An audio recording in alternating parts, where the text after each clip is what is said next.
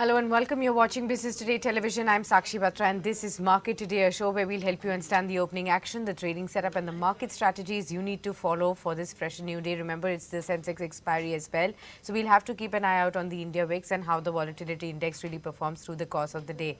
Remember, as of now, we are sitting on the 7th day of gains today. Already the 6 days of gains have been clocked in on the Nifty, although we've remained on a range-bound path all of these last 6 days of trading session. Even yesterday, if you look at the Nifty, it was pretty range-bound but did manage to end higher for the 6th consecutive session. This was buoyed by promising developments in the bilateral trade discussions and strong overnight global cues. Investor sentiment was also lifted by hopes of progress in the India-US trade negotiations following President Donald Trump's positive outreach towards India yet again. Additionally, there was also foreign institutional investors buying into the Indian markets, turning net buyers after 11 consecutive sessions of selling as well, with inflows exceeding 2,000 odd crore rupees, a move that also further boosted the market sentiment. Now, when we look at today, it's again been on a sell side from the FIIs. 116 odd crore rupees have been sold off, whereas DIs have bought worth about 5,000 odd crore rupees in the Indian equity markets. Now, overnight, we've again seen the S&P 500 close at a record high level, up by 0.3%.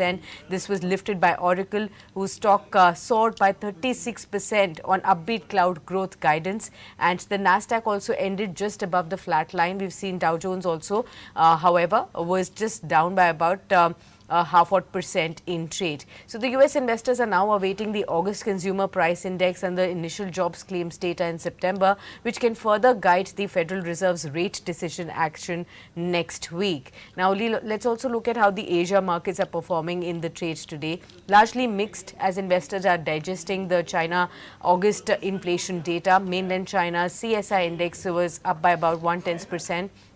However, Hong Kong was down about 1% in trade. This is after consumer prices in China have fallen by 4.4% on a year-on-year basis in August, missing some estimates that were coming in for the same as well. And Gift Nifty is right now at least trading, with just about a 9-point of an uptick, hoping for a start above 25,081 odd level. So let's see how things pan out in trade. Let's welcome our guest on board. We have Mr. Devin Choksi, the MD of DR Choksi FinServe, now joining in to share with us his views on the markets.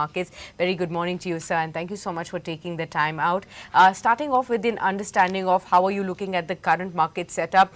We've had a slew of positive inflows and news flows from the domestic side with respect to the GST reforms that have been announced, and now we have a date also of September 22nd that everybody is waiting up. We're already getting to see a lot of industries looking at how they would want to pass on the benefits to the consumer, so that uncertainty is also being slowly and gradually put on the back burner, that most of the industry participants are passing on the rates as well.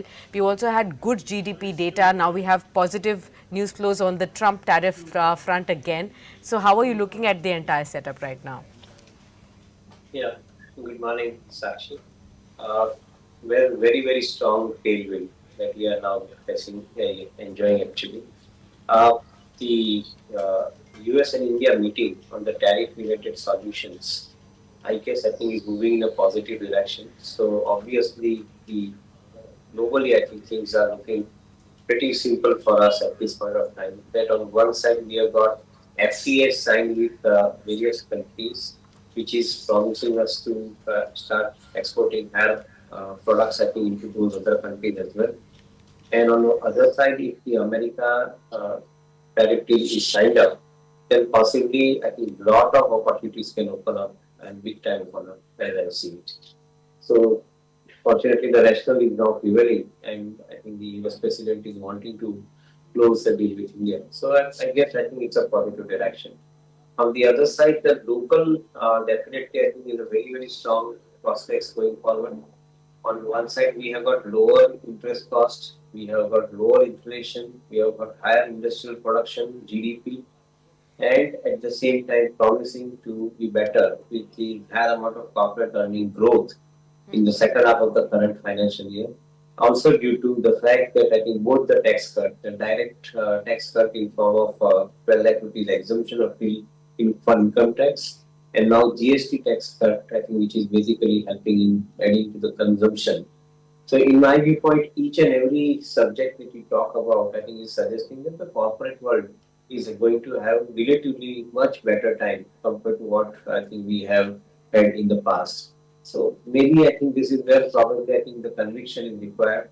Good quality stocks with higher fundamental strength should be added into the portfolio. Momentum should probably be kept aside for the time being because those stocks which are with momentum, they are expensively valued. Those stocks which are not expensively valued, they are not with momentum. So suggestion would be to buy the stocks I think which are not expensively valued. That would be I think a simple approach I would like to carry. Fair point. Devendra, let's start by talking about certain sectors and certain stocks as well that are in focus and have been driving up some sentiments of late. IT stocks have again pulled up after a long haul of consolidation. Last couple of sessions, this was largely led by Infosys buyback news. Today, again, the stock will be in focus because of the board meeting that will decide on the contours of what the buyback deal will have for the shareholders at large. Now, we have a brokerage house, Morgan Stanley, talking about in its note that it does find Infosys buyback timing to be interesting, particularly in the context of macro uncertainty that we've been looking at. This will be the fifth share buyback from Infosys in the last 8 years that we have seen, the first one in the last 3 years as well. How are you looking at this as an opportunity for investors at large? And of course, for the whole of IT sector, what would this mean? Do you think also there will be another limelight on TCS as well? Will there be further pressure on TCS also to come up with a buyback now? Well, I guess I think it's an interesting one. The larger IT companies are equally, I think, responsible for creating the impact as far as I think the requirement why their customer is concerned. Most of them who have been up till now engaged in providing the software-based solutions and coding. They are now moving to the outcome-based solution which the customer wants. And that's where they're employing AI in a very systematic manner into their domain. I'm relatively more confident and optimistic that given the kind of ability that Indian IT companies have developed, the IT solutions which are required I think, by their customers, definitely I think these companies have the ability to produce one. And from as I said, I think from coding to computing is something which I think all companies are transiting into. They may not yield immediate results in 1 or 2 quarters, but this change in the business model which they are adopting, including Infosys, is a pertinent one. So fundamentally, I guess I think that things are looking far better. At the same time, returning back cash to the investor by way of buyback and dividend, I think is a prudent thing to do because keeping cash in balance sheet and not employing for organic growth or even for that matter inorganic growth, I guess I think it's not desired. So I think they are doing right things. I think that the worst is over for most of the IT companies. They may not give superlative results in immediate terms, but at the same time, steady to better performance going forward is a promise that I see it. Okay, got that. So that's the overall IT pack. Let's talk about the entire GST rationalization benefit and how are you seeing that as an opportunity, sir? Have you done any changes to the clients' portfolios with respect to the upcoming festive season? Where do you expect the maximum benefits to come in, or do you think most of the good news is priced in? I think whenever this kind of changes happen, I think definitely market would react, and so did the market has done. But that does not change the business fundamental beyond a point. I agree that the lower cost will add to consumption, and consumption will drive into higher amount of profit performance for most of the companies. But it will get normalized, it will get rationalized in a couple of quarters from now, and that would become a new normal. So, frankly speaking, I think if the current excitement is for the GST-led gain into the books of the companies, justified. But at the same time, I think we must be mindful that 1 or 2 quarters down the line, this will be a new normal, it will be rationalized. So I think one will have to still look at the fundamental merits of the business and the companies therein. We strongly believe that the growth is seen in the consumables, consumption, discretionary consumptions, definitely I think showing better signs. You have autos, you have real estate, you have got credit companies, that is bank, NBFCs. They are relatively sounding and appearing much better. You also have the investment internet, market intermediaries in form of investment vehicles like AMCs and insurance companies and all, even stock exchange for that matter. So from a perspective of looking at, I think, how consumption can reach out to each and every pockets, I think we believe that consumer item, of course, but at the same time, investment segment too gets benefited out of it. So distinctly positive. However, mindful about the valuation at which we buy.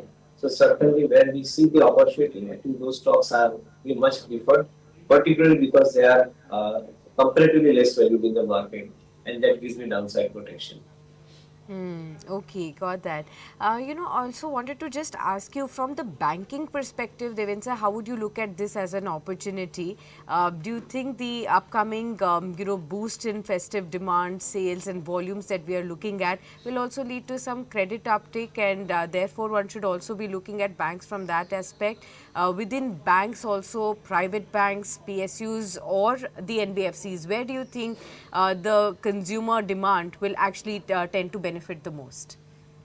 So good part is that I think we have abundant liquidity into the system, and thank you RBI for I think doing ensuring that I think they have liquidity into the system. So given the kind of size of liquidity that we are enjoying, I guess I think the stronger the balance sheet, better would be the ability to lend. That is what I would like to follow. And that's where some of the successful most companies like Bajaj Finance, Geo Credit now, they are actually plugging in the requirement of credit through their fintech platforms and providing credit instantaneously to the customer, which is allowing them to actually capture the advantage that this festive season is offering. We believe that the banking segment, if one has to be selective without naming anybody, I would think that I think the companies which are having a very strong front end in form of fintech in order to process I think the loan, I would think that they are the ones who are going to get the maximum advantage. Rest of the banks who are there lending agreed, but I think there would be single digit growth. Some of the other ones I think which are advanced already with technology, they would produce higher and more than double digit growth. So frankly, I think we are more confident about the technology-led drive which is happening in some of the banking companies. Yes, I do agree that some of the public sector banks where the government is trying to consolidate them by way of creating large size banks, they could be an opportunity. But I think we still don't have a blueprint on that. So cannot be I think immediately jumping onto it on a basis of mere expectations. But yes, we are watchful about I think this situation emerging now. Okay. I'll also ask you on the broader horizon, how are you looking at this renewed hope of trade talks again starting soon? And there is a hope that probably we may see an end to that 50% tariff that we've been imposed with. A lot of our export-oriented sectors have been facing a lot of issue. We don't have yet, a support that's come in from the government to initially cushion them from this jarring impact. There has been some positive development that if things stay as is, there will be some sense that the government will have to come in. But I think the government is more hopeful of trade talks taking place and, this 50% number coming down. We are getting to understand from all the sources that a phone call between Prime Minister Modi and Donald Trump could be seen soon, and discussions could start next week in the US yet again. How are you looking at that aspect? Do you think the market outperformance from where we are right now only hinges on the factor that Trump tariffs are seen as a more conducive factor rather than an opposing factor for the Indian market, sir? So Minister Piyush Goyal, Prime Minister Modi, President Trump, these people are actually, I think, suggested that they would like to resolve this matter in a positive direction. I look at it from other side. I see that if America is not resolving these issues, they are heading for a very serious trouble in the festive season in Christmas. Because if your SKUs, the shop racks are empty, and if the consumer is not fed with the products, or if the consumer is fed with products at an exorbitantly higher price, which is a situation currently in America, it's a clear-cut case of, I think, complete disturbance emerging on the street. What we are seeing in other parts of the world, I think it's not very far away in America. I think the consumer can come on the street and that will force the government of America to take actions on a SFB basis. And that is where probably I think they started talking favorable, removing all these hurdles, etc. In my viewpoint, I think this kind of tariff war cannot be sustaining for a longer period of time. Maturity says that I think we have to resolve these matters across the table and allow the businesses to travel because ultimately end consumers will not get affected. If that is my understanding, I believe that I think we are heading for better times in coming months. Right. Just to mention to all our viewers how the markets have settled in the pre-open trade and what we may actually look at in the opening sense. 24,945 is where we are at, down by about 27 odd points. We're looking at the banks on the back foot and FMCG infra stocks also starting on the back foot. But again, it could be PSU banks especially that have been rallying in the last couple of sessions that could move up further. Broader markets, IT, pharma, auto, these could be other sectors that could be hovering higher. Top stocks that could be reacting are Adani Ports. Remember, there are brokerage houses reports on that one. TCS, Coal India, BEL that had started to move up, and Trent also on the brokerage houses radar. These are some of the stocks that could be opening higher. Just to mention that, and of course, we'll be coming back to the markets after our discussion with Devin sir at 9:15. Devin sir, the other important factor is as far as the foreign institutional investors are concerned. Now we have already seen a large, FII outflow in this year so far. It's also, been a higher number than 2024 as a whole, and we've, outdone that number already. Even in August, it was a washout. But just last couple of sessions, we've been seeing some uptick happen. Yesterday's figure was encouraging of 2,000 odd crore rupees. Is it just going to be an interim one that we have to look at, or do you think there is a sense that FIIs want to return to India now? They are traders. So obviously, I think the traders trade against, I think, all the issues I think which affect them. They have been getting affected because of the currency depreciation. So Yes. obviously, in order to protect the currency fall, they shifted money back into dollar, and that's where you saw the selling. Now, with the positive trade talks emerging, again the currency is getting a tailwind. And if 88 to a dollar becomes 85, 85 and a half to a dollar, certainly I think there is a gain that they are counting in. And that's where the money is returning back. And that's why I use the word trader. They trade. Because I think they have to trade on the currency, they have to trade on the fundamentals, they have to trade on the markets. So that's what they are doing. We should not get unduly caught up with this inflow and outflow of money from FPIs. India is having distinctly higher amount of resilience against the selling of FPIs because I think the current cash flows in AMCs and insurance companies is definitely suggesting that I think investment money is there in the system and whatever the selling emerges from other side is getting absorbed by the local investors. So we remain cautiously optimistic about every prospects going forward. We use that 28,000 crore SIP could become 34,000 crore SIP in next 9 to 12 months. Fair point. Okay, so that's as far as the foreign investors are concerned, and what do we expect on that aspect? Devinsa, apart from the sectors that we've just discussed, any other themes that have come out fresh onto your radar that you are advising investors to look at closely now, where the outperformance could just begin now? Buy fundamentally good stocks when they are available at a neglected valuations. So in my viewpoint, I think there are many companies which are promising for growth. Some of the companies 3 years, 3.5 years, I think doubling the size from here. They are available at a languishing valuations. They are available at a languishing price currently. I think you might have to wait till the tailwind returns into those stocks, definitely for sure. But at the same time, this is an opportunity to buy into some quality companies. This is not the time to do shopping, buying some of the momentum companies. This is the time to keep accumulating good quality stocks which are available at the valuations which is compelling at this point of time to me. So I So, take a 3 year view minimum, and I believe that I think those companies have the opportunity to talk about. and so, how are you advising clients who are asking you on what to do with gold, silver, vis-a-vis the equities, looking at consistent, unstoppable outperformance that gold and silver are showing to equities as an asset class? How are you dealing with that uncertainty that investors are grappling with? On a serious note, I think they are becoming unaffordable to masses, and that's not a good sign. Frankly, I think the way in which I think the prices have shot up, any assets I think which in near term outprices other assets, and then thereafter I think if they don't sustain those outprice performance, they run a risk of I think going on sideways or to down.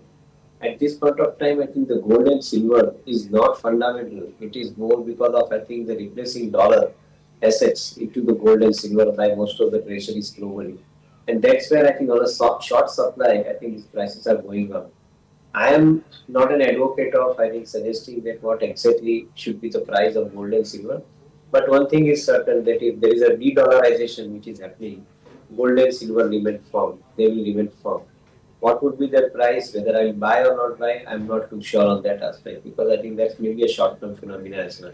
So something which we cannot be short-term about, I think we should not try to dabble into. That would be my advice to investors. Okay. And the primary market space, which is again getting into a thick of action, we have had three IPOs open yesterday. All of them sailed through on day one. That actually goes on to show the unending appetite of investors within the IPO space as well. Already this year so far, 60,000 odd crore rupees of fundraising has taken place through IPOs. And, in yesterday's trade itself, we saw within few hours 2,700 crore rupees being poured in by investors to buy these IPOs, much higher than what was put on the offer size. What does this really display? How should one read this sentiment? And of course, any of the newer IPOs that you are also looking at, sir? A short supply of paper and higher amount of funds available is the answer to this question. The demand is generated more because of the amount of money which is coming into the system from investors. And the mutual funds are betting onto this particular situation also because of the fact that I think they get the maximum advantage in flipping post listing those companies where they have invested in.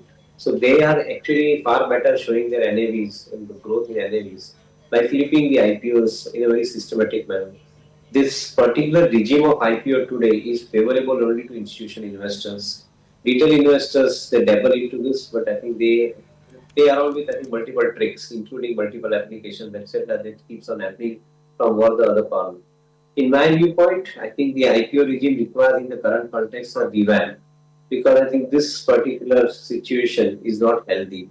Only few class of people they flip the IPO and make money is not healthy, and as a result of it, markets gets manipulated. That's the problem.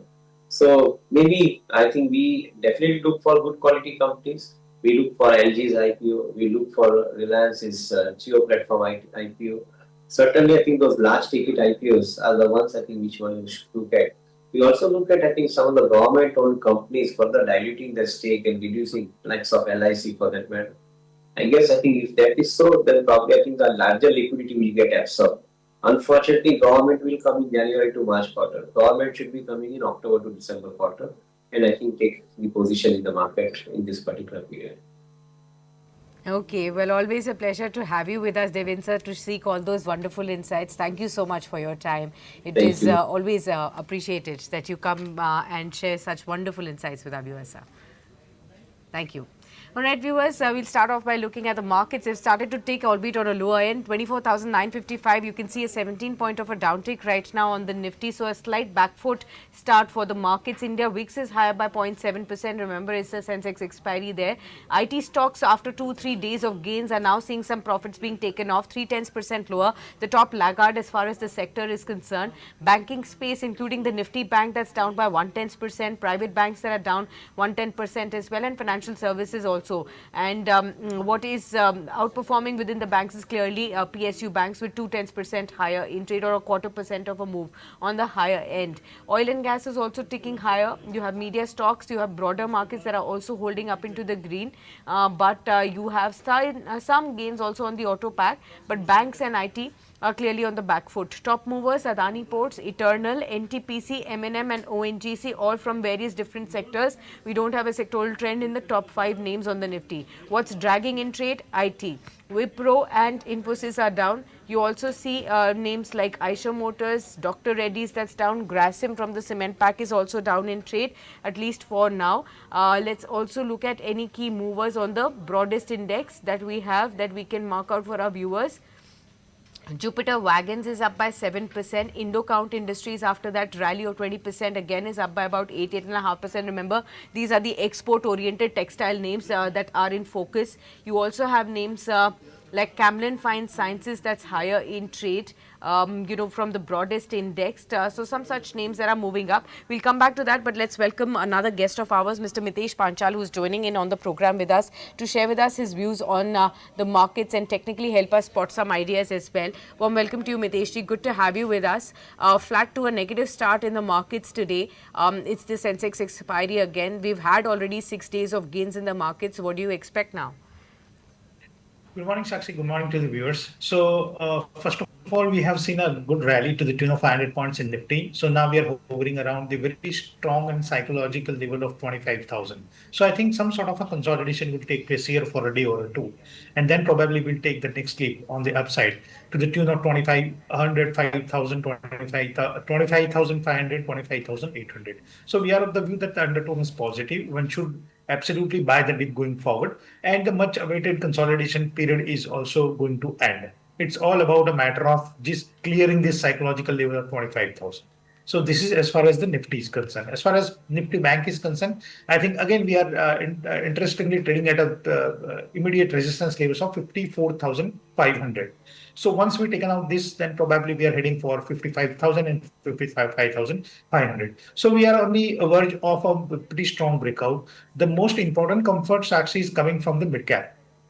So if you're looking at the performance of mid cap and small cap in last 4 or 5 days or so, that is promising, and a lot of these sectors are buzzing. So I think that is giving us a clear signal that this rally is here to stay. And by the time I speak, both Bank Nifty and the mid cap Nifty is hitting a new high. So yes, now going forward, one should use the dip as a buying opportunity. If you're short on the market, be careful, and that is the only message which we can deliver as of now. Okay, fair point. Let me also look at what else can we discuss at this point in time. Let's move look at sectors yet again. Oil and gas is ticking higher, 0.6% up. Pharma, PSU banks, these are the sectors that are holding up. Stocks wise, you have Eternal, that's at 330, 1.8% higher. Again, brokerage houses that are betting big on the space ahead of the festive season. Adani Ports has also come on the radar of a lot of our brokerage houses as well. Let me just help you understand some of the brokerage houses take that we can actually look at in trade today. Meanwhile, Geo Financial Services is also taking higher. I think only the IT and private banks now that are declining in trade, but rest of the pockets is all stabilizing at least for now. So let's hope that this turns out to be better. Okay, so Adani Ports is on the radar of Jefferies viewers, which has a buy rating and a target price of 1815. On the management meet takeaways, Jefferies has actually come out with a report guiding for saying that the management has guided for 1 billion tons of cargo volume by 2030, led by domestic ports and international expansion. There's a focus on absolute EBITDA growth versus volume growth alone, which was reiterated by the management, led by margin expansion and integrated logistics. And therefore, the management is confident of achieving 14 to 19% year-on-year EBITDA growth in FY26 estimated earnings and 12 to 14% year-on-year volume growth as well. They've also mentioned that US tariffs have had a limited impact on the port volumes as per the management, and capital allocation remains a clear focus there on Adani Ports. So Adani stocks have been gaining some momentum, and now we have fresh reports that are coming in. What about the Adani Group stocks, Miteshi, and how about Adani Ports after these positive reports have come in? Okay, so as a disclaimer, Sakshi, as you know that we have been pushing this entire group Yes. going forward because of the technical parameters. So we are of the view that Adani Group is here to stay, and we see a very good upside going forward. Particularly as far as Adani Port is concerned, right now it has crossed its psychological and immediate resistance level of 1410. Now it's trading at 1414. So essentially today in intraday, as far as the intraday is concerned, stock has the ability to cross 1430, 1430. But if we take the positional view, then with a stop of 1380, 1380, one can go long in Adani Port as of now for the potential target of 1500 and 1550. So 1500, 1550 is the next target. But again, as far as the entire group is concerned, one should not take a short-term call because being a high beta counters, they are highly volatile. So advisable to take a positional view and advisable to take a bit of a long-term view in the sense that as far as technical is concerned, I think you can take 1 to 3 months view on this entire and entire space. So yes, Adani Enterprise, Adani Energy, Adani Green Energy, Adani Port, these are the stocks which one should buy as of now. Okay, fair point. Now, Miteshji, help us understand with respect to Eternal and Swiggy, what's your key takeaway here? A lot of, buoyancy that we can already see is on the back of hopes of a boost to the festive demand because of the GST rationalization that we have seen. A lot of order flows that could actually come into the e-marketplaces and, giants like Eternal and Swiggy that also have a quick commerce space that's also growing for them as well. A lot of people are used to of ordering a lot slots now for 10 minutes deliveries at their homes, and that could get a bump up in the festive season, is what we are given to understand. Also, when I want to understand from you is, how are you looking at between the two? How do you make a choice, Eternal and Swiggy, and what are the parameters you are considering for the same as well? I'll also highlight a JP Morgan report that's come on Eternal for our viewers. Overweight rating on Eternal, target price that they've raised to 390. That's why you see an uptake on Zomato today. Now, they do believe that the recent alternate data channel checks have confirmed that Blinkit is expanding in its leadership over peers in multiple ways. They believe Blinkit can sustain higher growth for longer without expanding break even and absolute profit timelines as well. They also expect company to prioritize market growth over profit maximization over the next 2 years. That's the report that's actually come in. Your sense, Miteshji? Yeah. So what you're advocating basically is actually, I'm looking that in the ground, the area in which I'm living is just a periphery of 6 kilometers. But Blinkit have more than 150 riders on the street. Can you believe in a periphery of 5 to 6 kilometer, they have more than 150 riders, and they have recently opened in a place called Anand. I am living in Vidyanagar. So I think what you are advocating or what is advocated in the report is actually what we are feeling in the ground. And now even my house is just 200 meters away from a Blinkit warehouse, but still we are ordering from Blinkit because of the time constraint. So that is how the perception and the ease of ordering is now taking place in the minds of the consumer. Coming technically on this, Sakshi, we are very clear that in any industry, when there are two leaders, don't run into the choice of selecting one. Equally put money in both the basket. So given the choice, I will not select one of them, but I will put 50-50. That is, I will allocate 50% capital to Swiggy and 50% capital to Zomato right now. So I think there is no choice as, I mean, when there are two peers. Technically, both are looking pretty promising. And in these kind of stocks, when the festival demands comes in, or when any specific period comes in, there is a huge surge in the stocks, which is again cannot be measured honestly on the technicals. So advisable to put equal amount in both Zomato and Swiggy. Equal amounts in both Zomato and Swiggy you can actually give you a much better way of diversification and adding on to gains into your profits. That's something that's actually coming in. Let me discuss some of the other sectors and stocks there that are in news. Let me discuss autos. Now we all know how the GST benefit has so far led the rally in the auto space across the board. Two-wheelers, four-wheelers, three-wheelers, all of them have actually moved up in trade, over the last couple of sessions, last, weeks, I would say. And last 3 sessions, we've been seeing some profits being taken off as far as the auto basket is concerned. One, I will take an overview from Miteshji on the auto basket, how to look at it currently now in this profit taking. Should you build on to some, accumulations on some of the stocks there, or should you wait it out for the festive season to resume now from this 22nd of September, and only then see whether there is an incremental benefit there. Second, I wanted you to focus, Miteshji, on specifically Tata Motors today. The stock is in focus. It has been, recovering in trade over the last couple of sessions, but there are news flows again that are impacting.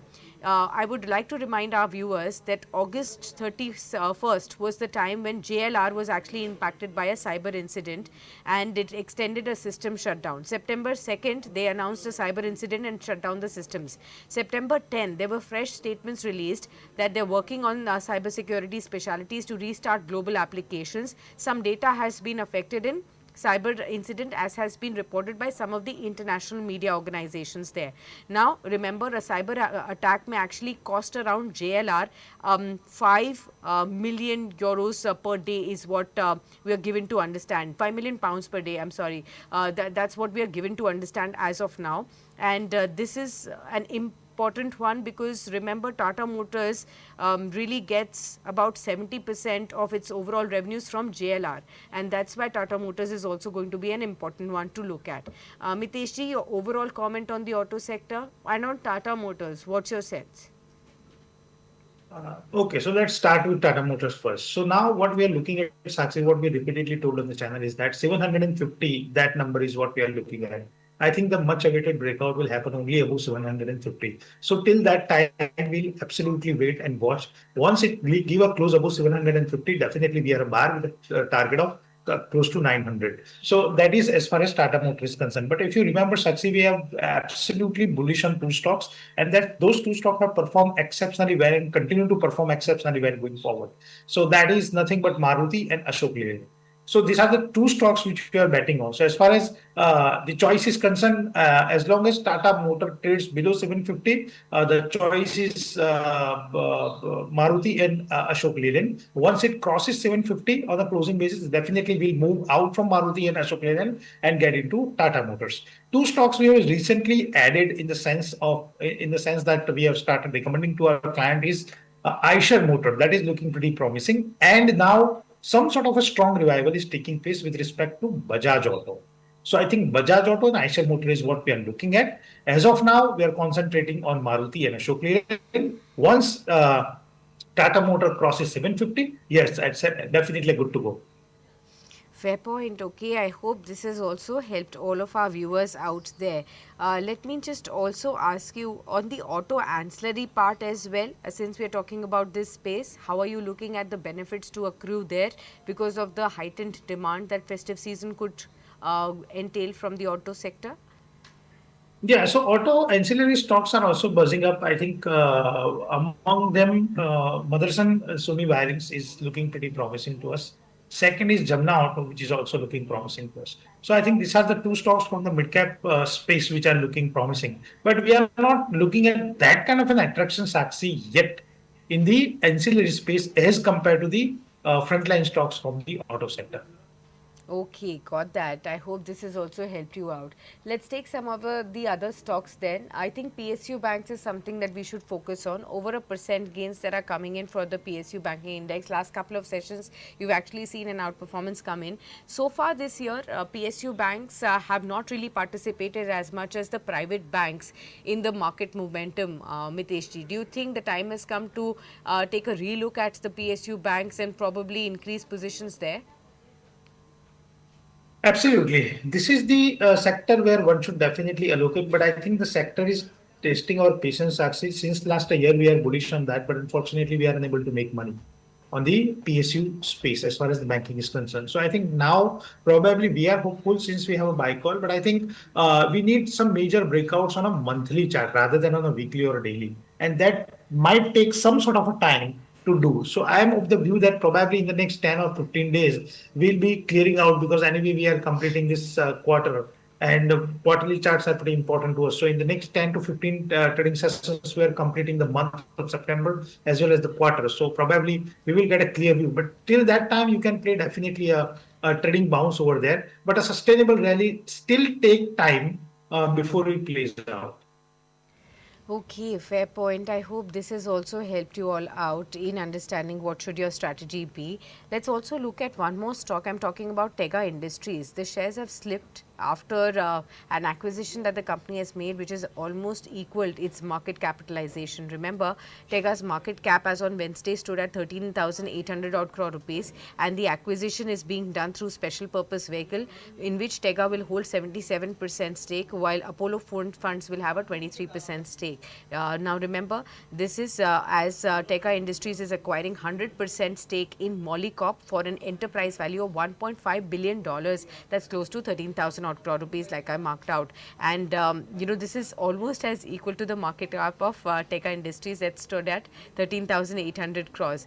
Tega will be contributing $361 million or 3,180 crores of the deal, of which 995 crores will be through corporate debt and along with equity raise of 2,184 odd crore rupees. Now the company will also hold a board meeting on the coming Saturday, that's September 13, to consider fundraising proposals as well.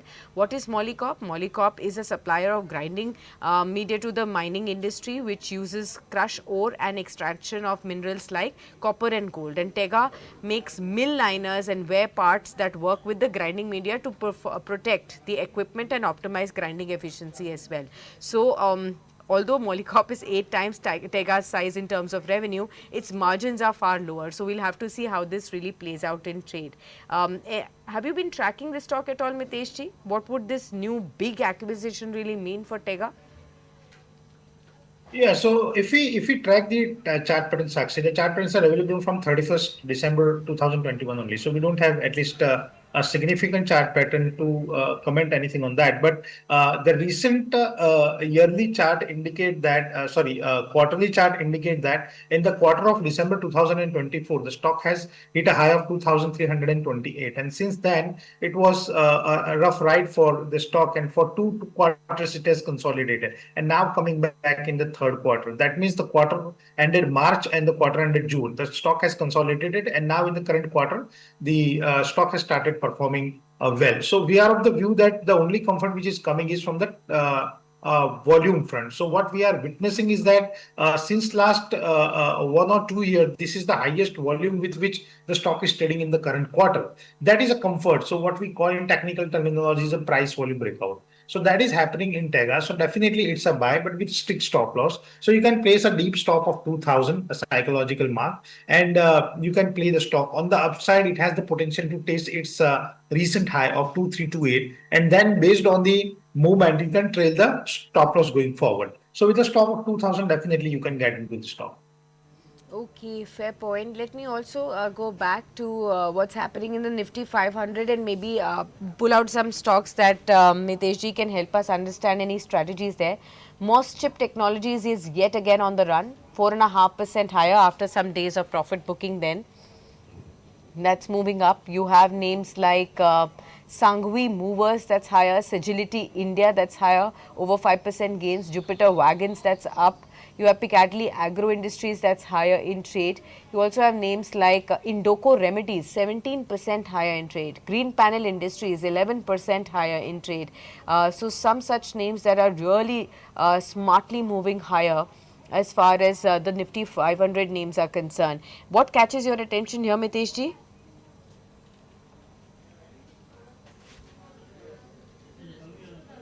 Yeah, so the names which you spoke about, Indigo Remedy is one stock which I'm looking at. Even though the stock is up 17%, but it's good to go. Two stocks which I'd like to mention, Sakshi, apart from this is first is Khaitan Chemical and Fertilizer. If you look at the stock is up by 3% at 134. Above 130, it's a clear-cut breakout. So Khaitan Chemical and Fertilizer, we are a bit with a target of 150 to 160 with a stop of 125. You can go long. And second is Kingfa. So Kingfa, if you look at the stock is trading at 4,700. What a marathon run in last 1 month or so. So as of now, Kingfa is a good buy at the current level. So with a stop of 4,200, one can go long for the potential target of 5,200, 5,500. The upside momentum will continue going forward, and it's a fresh breakout in Kingfa. Okay, got that. I hope you've noted down these two specific stock ideas that Mitesh ji has given from his own fold that investors can look at, where technicals are pointing out to an upside from the current level. So look at that as well.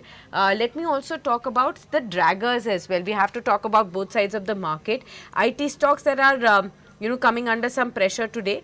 Is it time to accumulate some stocks, or do you think the rally is more or less done? Absolutely a time to accumulate, Sakshi. And this is a mild correction in the bottom formation process. So what I suggest to all our viewers is that it is very difficult since the ticket size of few big stocks are higher.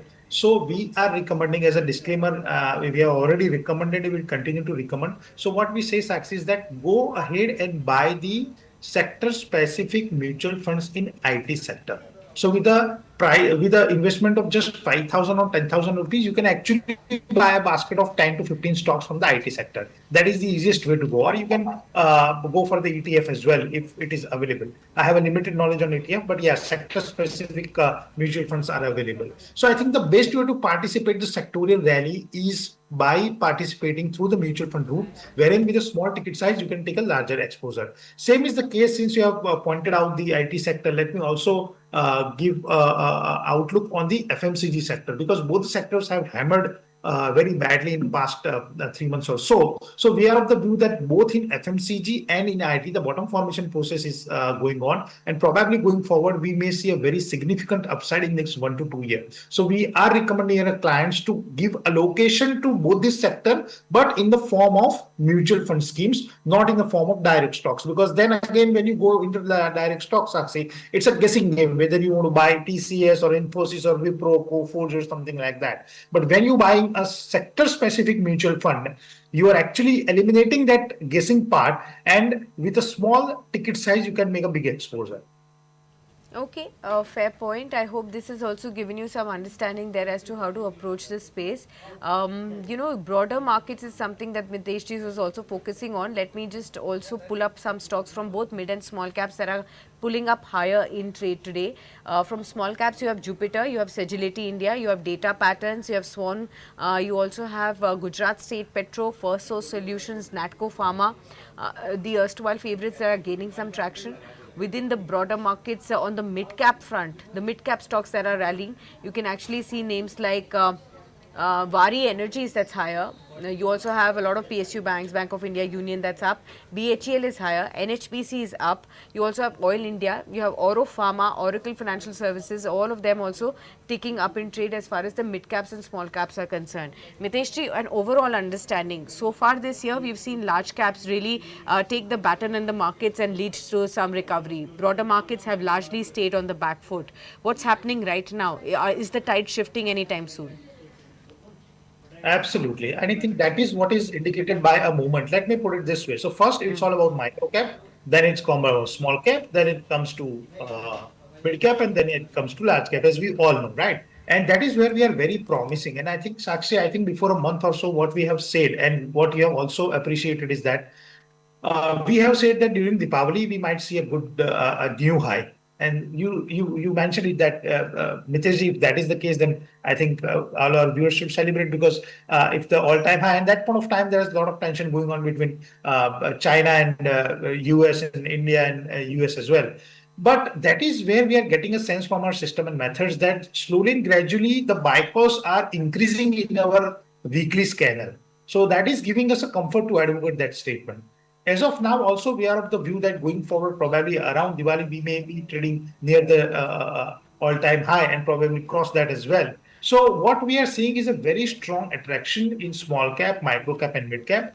I think one should be in this space, and as of now, for at least next 6 to 9 months or a year, you should give a lower allocation to the large cap because here with a very interesting risk reward ratio, you can generate good amount of value. Okay, got that.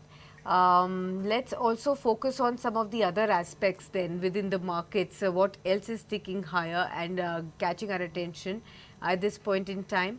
Within the PSU specifically, Mitesh ji, the PSU stocks, what is catching your attention? Is it oil and gas? Is it power? Is it defense? Is it railways? What are you looking at right now? So from a technical perspective, it's defense and railway. So Muscat Dock will come back, Garden Ridge Shipyard will come back, Kochi will come back, Concor will come back. On the other side, RBNL will come back. So these are the two stocks from the railway and the defense what we like. And slowly and gradually, as you have pointed out in the beginning of the show, now the PSU bank is showing a promising sign of revival. But since we have burned our fingers in last 1 year number of times, so we are looking for a breakout on the higher time frame. That is on the time frame of monthly or a quarterly chart. That's what I said. So at the end of this month, we may get a clear picture whether the tide is turning seriously for PSU bank or not. So in the picking order, you go ahead with defense, followed by railway, followed by PSU bank. Okay, got that. What about the oil and gas stocks? Citi has come out with the reports on all the OMCs for that matter, HPCL, IOC, BPCL, and Citi has given a buy rating on all of them, a target price of 530 on HPCL, 440 on BPCL, and 190 on IOCL. How are you looking at the downstream companies right now with the crude oil prices ebbing lower? And what's your overall approach? Yeah, so Sakshi, I think when we take a call, we always look at the risk reward ratio and look at the opportunity cost. So as of now, given the opportunity, should I park my money in the oil and gas or should I park my money in the defense or a PSU bank or a railway stocks? The answer is that I will give oil and gas the last number because that is where the comfort is not coming as of now because it's a cyclical in nature, you know. If tomorrow something goes wrong on the geopolitical side, the entire rally will fade out. So if you're talking about taking a view for the next 2 or 3 years, that is perfectly okay, but that is not where we technical guys used to fit in. We are basically known for the short term. So as far as the short term is concerned, as far as the risk reward is concerned, as far as the opportunity is concerned, I think OMCs are not on our radar as of now. Okay, got that. 9:43. We are just almost closing in on the first half an hour of trade. So far, it's stabilizing around 24,980, I believe. 9 points higher in trade, but again, it's going to be a range bound, I believe, because remember, it's the expiry session as well. Miteshji, on the expiry sessions, what are you noticing these days? Since the time the expiries have shifted days, is there a trend that you're noticing? What should traders remember? I think it's now a non-event. Looking at the kind of momentum which we had earlier, every single day you have an expiry, so every single day you have a countdown. Yeah. Now I think that is fading up, and that is what is also visible in the option volume as well. So I think now that charm has gone, expiry is now not that a big event which we should focus on, or we should consider that from a trading viewpoint. So it's okay. It's an expiry. It might goes up and down, but not now with that kind of an aggression that at 245, the moment you start at 3, there's suddenly selling or buying will come. We don't see that trend as of now. Okay, fair point. And the first half an hour of the trade is almost done. For a strategy for today, what would you advise on the Nifty Bank now? So as of now, go long in Nifty at 24,980 with a stop of 24,900. So have an 80 point to lose. Probably today we might close around 25,100, 25,200. So that is as far as the Nifty is concerned. Now, as far as the Bank Nifty is concerned, it is not an intraday trade, but you'll have to wait and watch for the next 1 or 2 days. So at 24,815 future prices, you go long in Nifty Bank as well with a stop of 54,815. You go long with a stop of 54,500 for the potential target of 55,000, 55,500. So what we are looking at the rally, Sakshi, of the PSU Bank, we are of the view that in the next 1 or 2 days, Bank Nifty has the potential to move up by close to 1% or so. So what we are looking at is around 55,000, 55,300 kind of levels. Okay, fantastic. Well, okay, thank you so much then, Miteshji, for being with us in the morning edition, helping us with all your take on the markets, insights that you shared, and the stock ideas that you shared with our viewers. I hope all of you have noted that down, viewers, with respect to where the technical opportunities are coming in for you to take a part in the markets right now. 24,977 on the Nifty, 3 points higher in trade. Let's hope that it continues to stay put into the green, but we'll have to look at how things are moving in. Most of the sectors are actually holding still up. PSU banks are the top movers, media, oil and gas is higher, infra is higher, broader markets participating. You have realty, but the large cap names like from the IT pack, which was so far supporting the sentiments, have taken some profit taking today. Autos are also slightly down, FMCG is down, even pharma is down in trade. So the entire defensive pack is actually taken a backseat today. Eternal is higher in trade on the Nifty. Adani Ports, Adani Enterprises from the Adani stocks are back in full focus. You also have names like NTPC, ONGC that's also holding higher in trade. Well, on the downside, however, you have Dr. Reddy's that slipped. You have IT names like Infi, Tech Mahindra, Wipro, all three of them that are down in trade. SBI Life and Hero MotoCorp. Those are the other laggards as far as the Nifty, laggard names are concerned, at least for now. What's happening on the broadest index? We already marked out a few for you. Those are the spaces that are really gaining a lot of traction. Indoco, Ikeo Technologies, Green Panel, Swelect Energy Systems, that's higher in trade. Piccadilly Agro, Sigachi Industries is higher in trade as well. You also have names like Jupiter Wagon, Sanghui Movers, Kiri Industries. That's another one that a lot of our viewers have been tracking for a long time now. Coastal Corporation, we have names like Electrotherm. These are all the names that are buzzing in the Nifty 500 basket as of now. Right, viewers, we wrap it up on that note. On the morning edition, the markets have slightly slipped below the flat line right now. So we'll keep an eye out on how the markets move. The coverage on markets will continue on the other side, and I'll see you for the daily calls edition at 12 noon, wherein you can ask all the questions that you have about the stocks in your portfolio. See you over there.